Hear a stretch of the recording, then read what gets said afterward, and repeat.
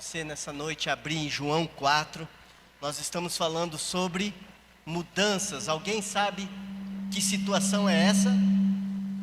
Alguém quer arriscar? Mulher samaritana. Amém, glória a Deus. Estão lendo, né? João 4. Quero ler um punhado de versículo para poder ter a história aqui com a gente. Amém? Abriram? Amém. Diz assim: quando Jesus soube que os fariseus tinham ouvido dizer que ele fazia e batizava mais discípulos do que João, se bem que Jesus mesmo não batizava e sim os seus discípulos, ele deixou a Judéia, retirando-se para outra vez para a Galiléia. E era necessário passar pela região da Samaria. Assim Jesus chegou a uma cidade samaritana chamada Sicar, perto das terras que Jacó tinha dado ao seu filho José, e ficava o poço de Jacó cansado. Obrigado. E Jesus, cansado da viagem, sentou-se junto ao poço de Jacó, por volta do meio-dia. Veio uma mulher samaritana tirar água e disse: Jesus, dê-me um pouco dessa água, né? Textualizando aqui, aureliando aqui, Jesus senta no poço ali, e a mulher chega e fala: eita, sol de rachar, hein? Tá parecendo Naviraí, meio-dia, tem um tereré aí para nós, né? Que gostoso, que conversa que começa boa quando começa assim, né? Tem algo aí, vamos prosear, vamos colocar um copo d'água nessa conversa, vamos molhar as palavras. E Jesus diz: dai-me um pouco de água, pois os seus discípulos tinham ido à cidade comprar alimentos. Então a mulher samaritana perguntou a Jesus: como sendo o Senhor judeu me pede água, se eu sou uma mulher samaritana? E disse isso porque os judeus não se dão com os samaritanos. Jesus respondeu: se você soubesse e conhecesse o dom de Deus, e quem é que está lhe pedindo água para beber, você pediria, e ele lhe daria água viva. Ao que a mulher respondeu: Senhor, o Senhor não tem balde, e o poço é fundo. Para onde vai conseguir essa água viva? Por acaso o Senhor é maior que Jacó, nosso pai, que nos deu o poço, do qual ele mesmo bebeu, assim como seus filhos e o seu gado? Jesus respondeu: quem beber dessa água voltará a ter sede, mas aquele que beber a água que eu lhe der, nunca mais terá sede. Pelo contrário, a água que eu lhe der será nele uma fonte de água para a vida eterna. E a mulher disse: Senhor, eu quero, me dê essa água, me dê essa água para que eu não volte mais aqui, para que eu não precise vir buscar. E Jesus disse: vá, chama o seu marido e volte aqui. Então ela disse: eu não tenho marido. E Jesus disse: você tem razão ao dizer não tenho marido, porque já teve 5, e esse que agora que você tem não é o seu marido. O que você disse é verdade. A mulher então lhe disse: agora eu sei que o Senhor é profeta. Os nossos pais adoravam nesse monte, mas vocês dizem que é lá em Jerusalém, é o lugar onde se deve adorar. E Jesus respondeu: mulher, acredite no que eu digo, vem a hora, e já chegou, que nem nesse monte e nem em Jerusalém vocês adorarão. Vocês adoram o que não conhecem, nós adoramos o que conhecemos, porque a salvação vem dos judeus.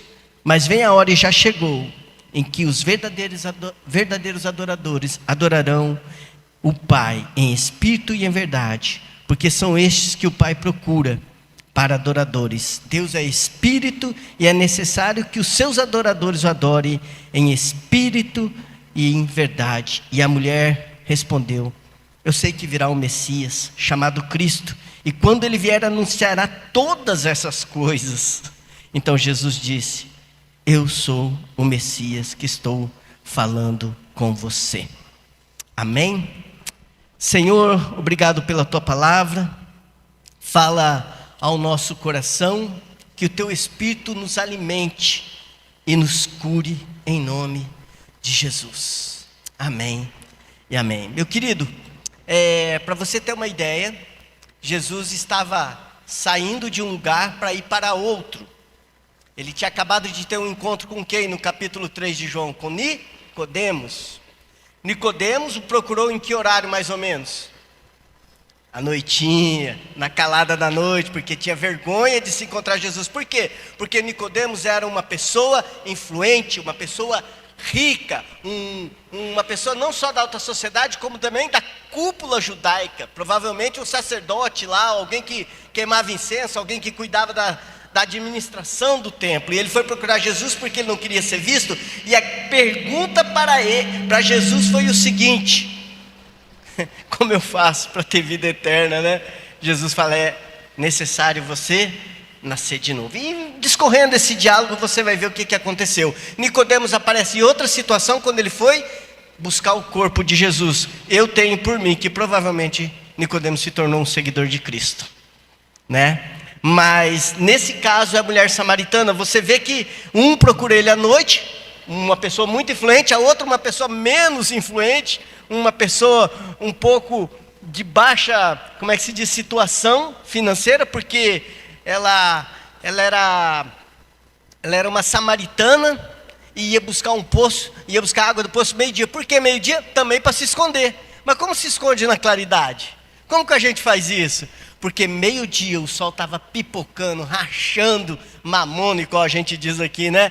E ela fazia isso porque ninguém ia nesse horário. As mulheres não iam e ela ia. E as mulheres iam mais de manhã ou à tarde, ela ia no meio-dia. E Jesus chega cansado. Por que eu estou tentando colocar essa situação? Porque há um cenário de Samaria, para você ter uma ideia, um cenário cultural, ético e religioso, e étnico, religioso. Samaria, ela foi criada por uma mescla de pessoas que eram de Judá e pessoas que eram pagãs. Por quê? Porque Saul reina, deixa o trono para Davi. Davi para quem? Para Salomão. Salomão para quem? Para Roboão. Isso em 1000 antes de Cristo. Roboão pega o trono, aí as pessoas chegam para ele e falam assim: fique esperto, não é de doido não, porque Salomão já era pesado com o povo, então seja mais leve. Aí ele pegou, em vez de pegar o conselho com as pessoas que tinham mais sabedoria, mais idade, ele foi pegar com quem? O pessoal do PlayStation que ele jogava, o pessoal do Bets, da bola. E o pessoal falou: não, mete a louca aí, que o dedo miguinho seja mais grosso, né? Que o seu dedo miguinho seja mais grosso que a coxa do seu pai, pode pesar a mão. E o que aconteceu? O povo se dividiu, o povo saiu. Roboão ficou com apenas duas tribos, Benjamim e Judá. E Jeroboão, filho de outro que não era nem da descendência de Davi, fica com as outras 10 tribos. O que acontece? Mais ou menos em 700 a.C., os assírios tomam a região de Judá. Ficou Judá e Israel, eles vão lá, tomam, eles pegam esse povo, levam para um lugar chamado Siquém, Sicar, que depois vinha ser Samaria. Aí o que acontece? Essas pessoas, elas saem daquele lugar, elas vão viver longe daquilo que eles tinham, que era cultura, que era religião, que era sua etnia pura de judaísmo, e eles começam a se mesclar. As mulheres começam a casar com pessoas que não eram judeus, e os judeus começam a casar com pessoas que não eram judias. Aí vai levando, vai indo, até Ciro tomar, o rei da Babilônia tomar tudo isso e fazer uma bagunça. Só depois que o templo foi ser reconstruído, e você vai ver isso em Neemias e Oséias ali. Por que eu estou falando isso? Porque isso trouxe para os judeus um preconceito contra os samaritanos. Eles não eram puros. Você já ouviu alguma coisa assim? Não são da nossa igreja, não fazem parte da fé, né? Eu tenho um irmão, meu querido, infelizmente que não são cristãos, e eu não tenho vergonha de falar, Porque eu tenho orado por eles. Eles são da Umbanda. E pesado. Meu cunhado é vô de santo, eu acho já, porque é tão velho. Né? Ele já deve ser vô de santo. E ele está bem entrado ali. Mas eu tenho orado. Por quê? Porque não depende de mim, depende do plano de salvação de Jesus. E eu tenho que buscar mesmo. O Senhor vai ali, faz essa obra. Então, esse encontro, né, essa conversa que Jesus tem com a samaritana, numa rolagem rápida, né, que a gente faz, nessa rolagem rápida, a gente não vai perceber muitos detalhezinhos.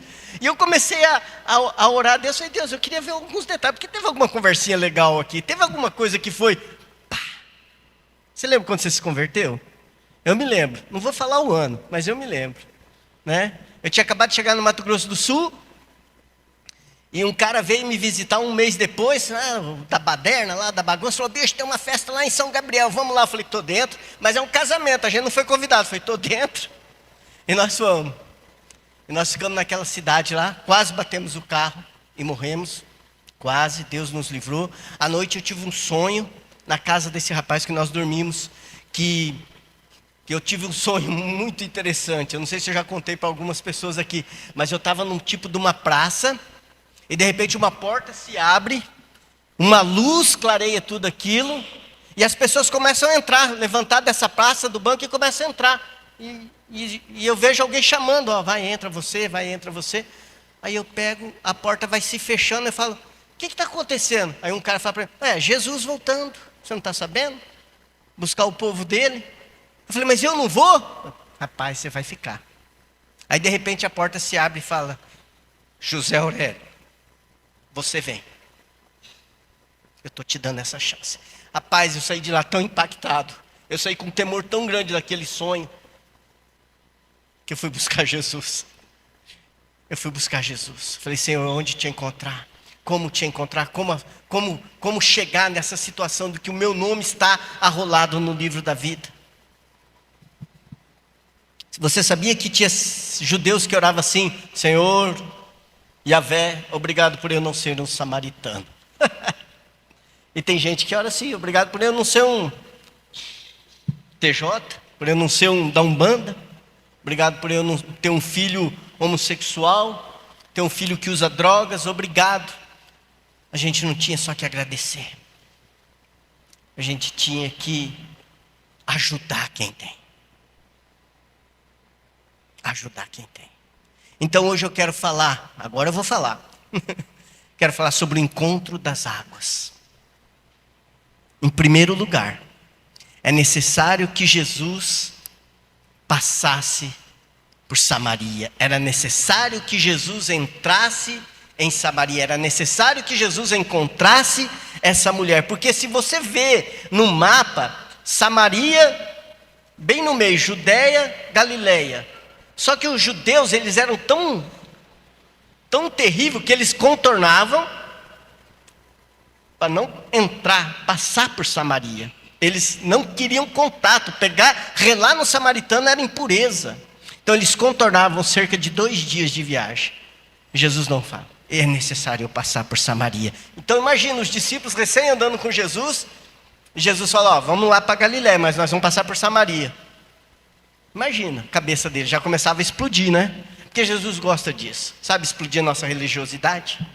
Sabe explodir a nossa cabecinha daquilo que a gente crê, daquilo que a gente acha tudo que é certinho, que a gente aposta as nossas fichas. Jesus vai lá e fala, pá. E começa a quebrar. Então, Jesus muda a agenda, Jesus muda caminhos. No versículo 3 e 4 você vai ver isso. Eu quero dizer uma coisa, você está na agenda de Jesus. A sua família está na agenda de Jesus. Os seus filhos estão no caminho onde Jesus está passando. Os seus amigos, os amigos de trabalho, as pessoas de faculdade estão no caminho e na agenda de Jesus. E ele pula dogmas religiosos. Sabe por quê? Porque ela era religiosa também. Ela também era religiosa, ela era crente, como diz o outro. Ela era crente, ela ia lá, mas ela era crente, só ela não frequentava a igreja. Por quê? A igreja não deixava ela entrar. Por quê? Porque ela tinha 6 maridos. 5 e agora estava com 1. Então, para para todos ela não prestava.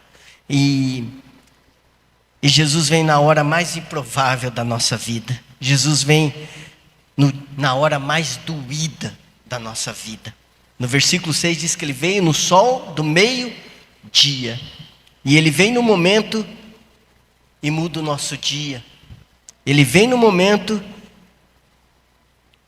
de dia que muda a nossa vida. É necessário. Qual a sua necessidade hoje? O que você está precisando? Olha só o que a samaritana estava precisando.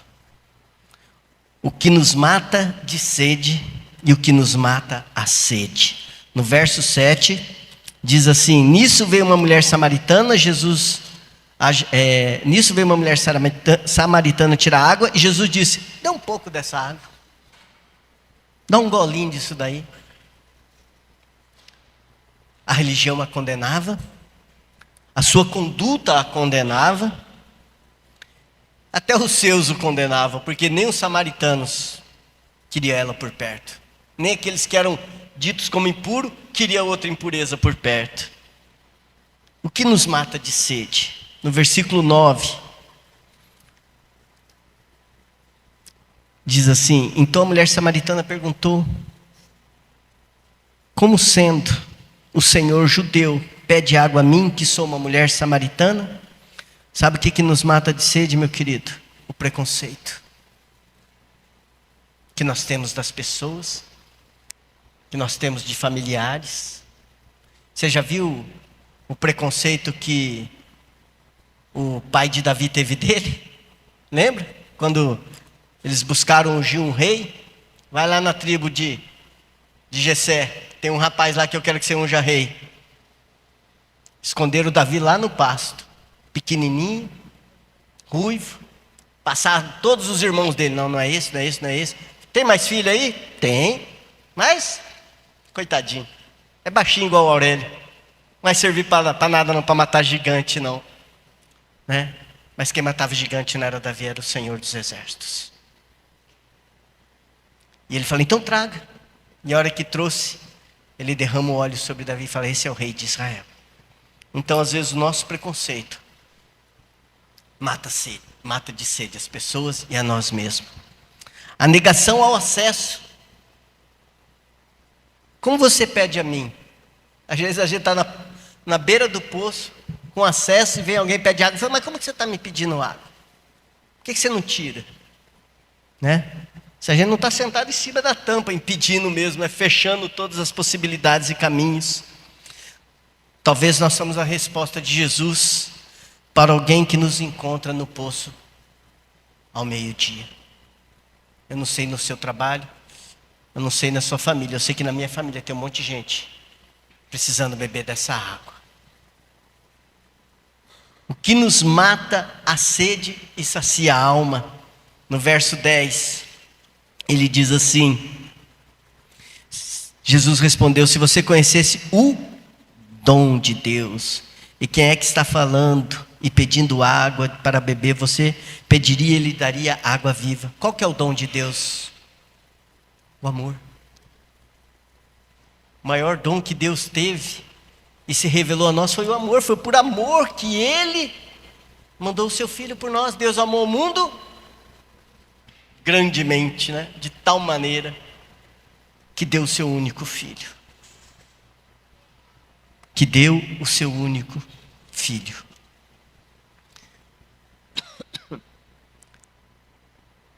Ele troca desculpa pelo serviço. Qual que é a desculpa da samaritana? O senhor tem instrumento aí para tirar essa água? Porque como é que o senhor vai tirar essa água? E quando eu falo serviço, irmãos, não é vir na igreja não, tá? Ajudar, participar, ter um ministério, cantar, um ministério de ensino, não é isso não. Quando eu falo serviço, eu falo você ser usado por Deus para abençoar, para tocar, para servir alguém. Para servir alguém. Olha o que diz aqui.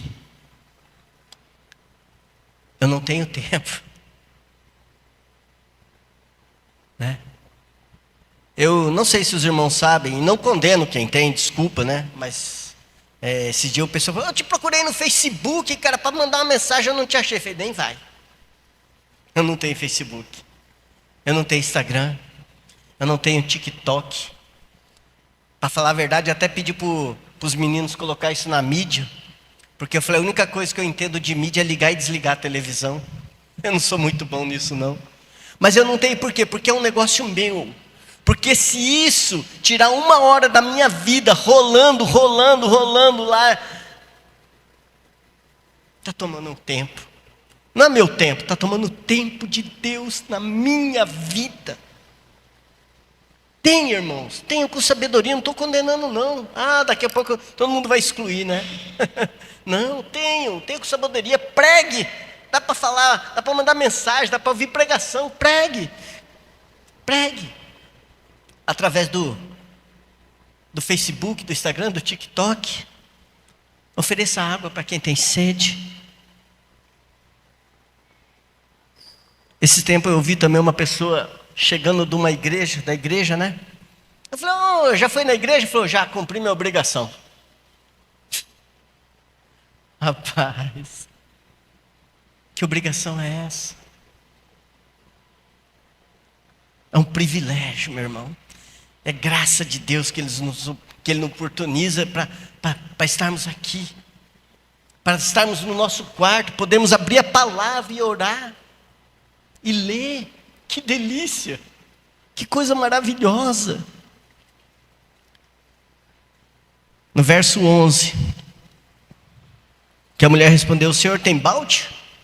Por acaso o senhor sabe o tanto que é fundo esse poço? O que nos mata a sede e sacia a alma é quando nós trocamos um método para receber a água. Agora, ao invés de cavar, de suar, de buscar, né, de fazer campanhas, encontrões, né, tem, ainda bem que aqui não tem, não estou condenando, desculpa, mas 7 dias para você receber sua bênção, né? 40 dias para você orar e jejuar e ter o seu carro novo. Eu não vejo campanha falando 40 dias de jejum para você quebrar esse seu jeitinho ruim de ser. Irmãos, eu sou pequenininho. Meu irmão gêmeo tem 1,82 m, mas pergunta para aquela morena lá. Eu sou ruim. Eu sou ruim, sou tinhoso. Sou nervosinho. Eu arrumava briga para os meus irmãos na escola. Tem 6 irmãos? 40 dias de jejum para quebrar esse Aurélio. Eu falo para o pastor, eu acordo todo dia de manhã com um pedaço de porrete do lado da cama. Falo, hoje você não vai levantar não, ô velho homem. Hoje você vai ficar deitado aí. Quem vai seguir é o novo homem. Nós temos acessibilidade. Nunca nós tivemos tanto acesso como hoje. Sabe o que nós não temos? É vontade. Nós temos água. Falta sede.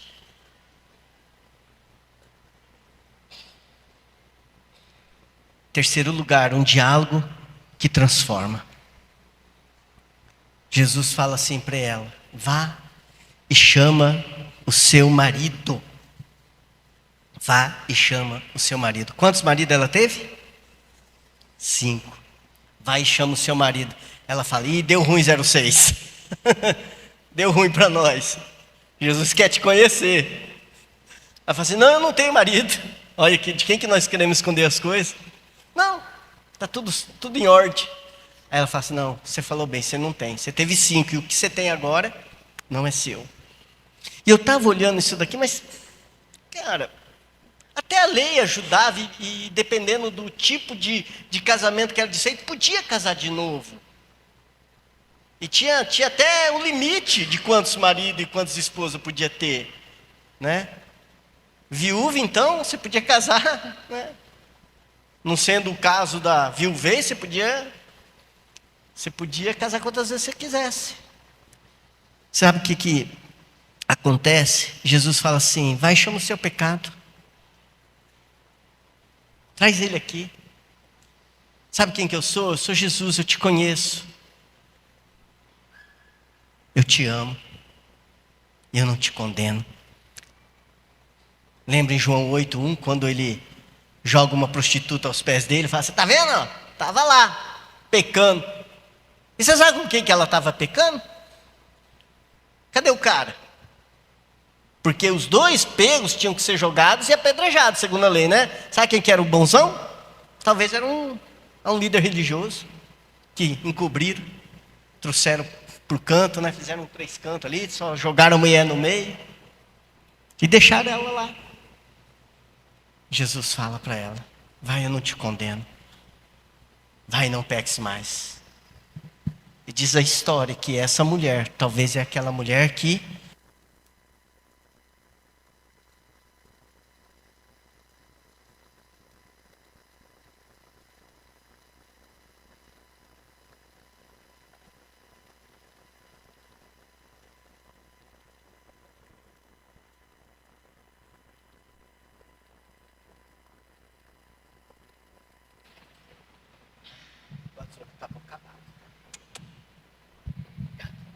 essa mulher, ela comprou um vaso de alabastro.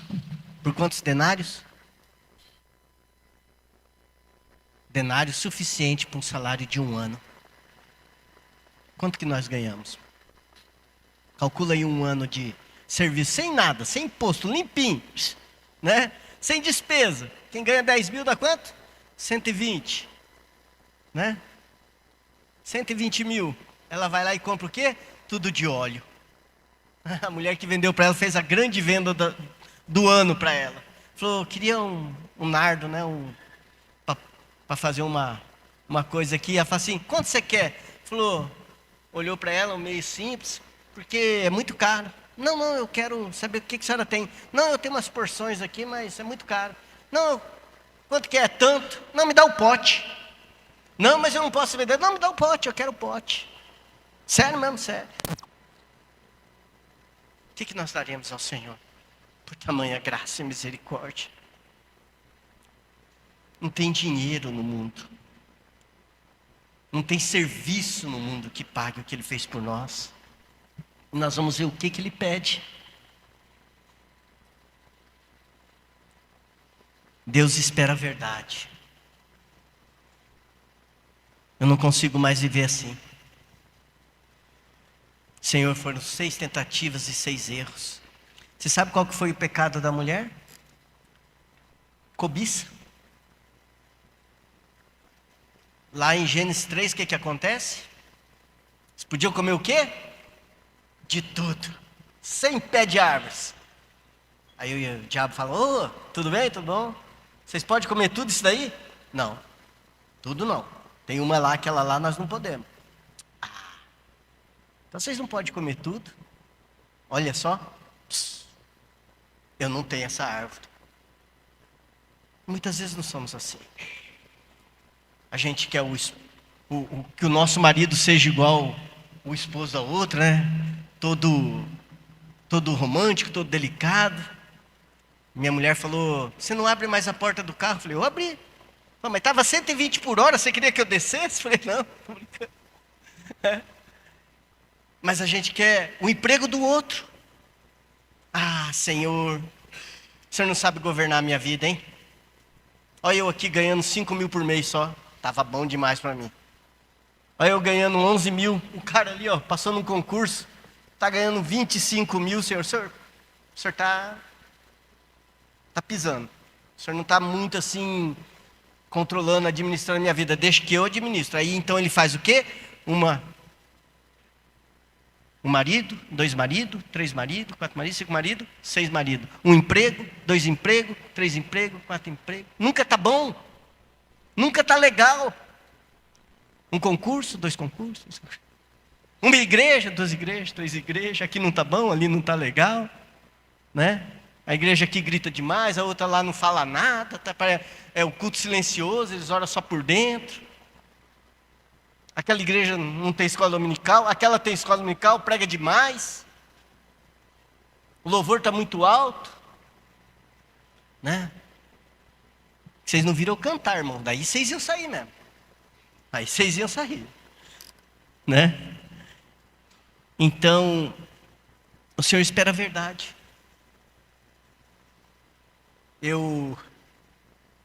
Bom, pelo meu tamanho, vocês sabem o que eu queria ser, né? Um pouquinho mais alto. E vocês sabem uma coisa engraçada? Obrigado. Eu queria ser jogador de basquete. Só se eu fosse a bola, né? Porque, pelo tamanho. Mas eu comecei a jogar basquete na escola, o cara falou, não, você não tem tamanho, você vai ficar lá atrás como armador. Comecei a jogar basquete. E na minha época, rapaz, era muito gostoso, tinha aqueles all-star, assim, eu nunca tive, né? Mas eu tinha vontade. Eu queria ser mais alto, eu queria ser igual ao meu irmão gêmeo tem 1,82 m. Meu irmão gêmeo foi dispensado do exército e eu fui chamado. Eu falei, amiguinho, não tá algo errado dessa ficha aí, não? O meu irmão aqui é grandão. Ele falou, não, é você mesmo. É você mesmo. Eu falei, sério, fiquei uma semana lá. Graças a Deus, me tiraram. Eu fui orar. Fui orar o major lá. Eu falei, não dá para ficar não. Eu passei num negócio daí, eu preciso trabalhar. Eu sou meio assim, que só eu trabalho na família, os irmãos são ricos, então... Mas eu falei, eu queria ser mais alto, Senhor. E um sonho que eu tinha, e um medo, é que eu não tivesse altura suficiente para dirigir um carro e um pé tão pequeno que não fosse 38. Hoje eu dirijo um carro e calço 38, ó. Pisante bonito. Mas eu queria ser mais alto, igual meu irmão. E esses dias na internet eu estava vendo uma propaganda de um sapato e um tênis que te eleva 8 centímetros. Vou comprar, hein? Mas eu fiquei com medo de cair num golpe. Porque esse dia eu comprei um livro, como não caí em golpe, faz 6 meses não chegou. Então, eu fiquei com medo. Falei, não vou comprar não. Mas deu vontade, rapaz. Pessoa 8 centímetros mais alto. Andando aqui. Minha esposa, e aí, mulher? Pequenininha, né? Mas ela disse que gosta de eu baixinho assim. Então tá bom. Mas é a cobiça, é a insatisfação. O Senhor não está gerenciando a minha vida. Eu estou numa cidade que eu não quero. Eu estou numa igreja que eu não gosto. Eu estou num ministério que eu não quero mais. Eu estou num emprego que pede a conta. Vai ficar desempregado para ver se é bom. Jesus fala assim, não, só quero a sua verdade. Traz ela aqui. E a mulher fala, eu vejo que o senhor é profeta. Meus problemas acabaram. Encontrei um profeta. Já pensou se aparece alguém aqui e fala, eu sei de tudo. De tudo para você e de você. Eu sei o seu futuro. Rapaz, eu ia falar assim para ele. Você poderia me dar assim umas 6 dezenas, assim, lá perto de dezembro, mais ou menos assim? Se você sabe tudo. Meus problemas vão acabar. E esse dia eu estava numa enquete de um pastor, e ele falava sobre isso, sobre o que você acha que te falta? E o cara fala, me falta dinheiro. Meu irmão, nós agradecemos toda noite, eu e minha esposa, pela cama gostosa que a gente tem para dormir. Simples, mas é gostoso.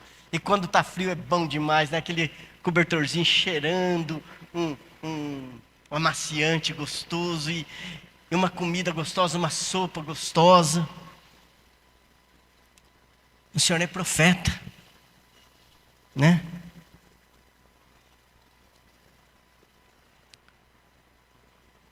E a mulher fala uma das coisas mais tremendas que eu já ouvi aqui. Em vez dela falar assim, Senhor, me dá um bom casamento.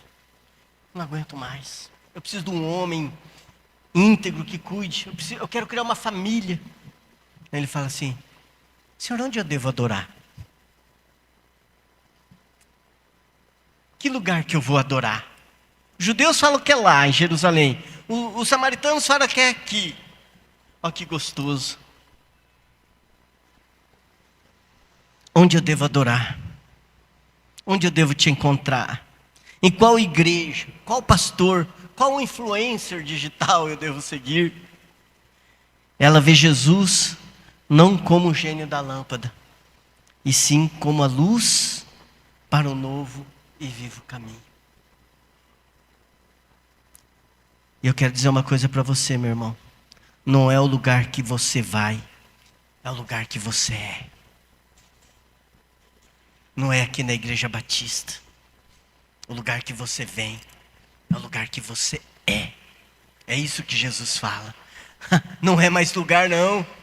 Nem aqui e nem em Jerusalém. O Pai está procurando o quê?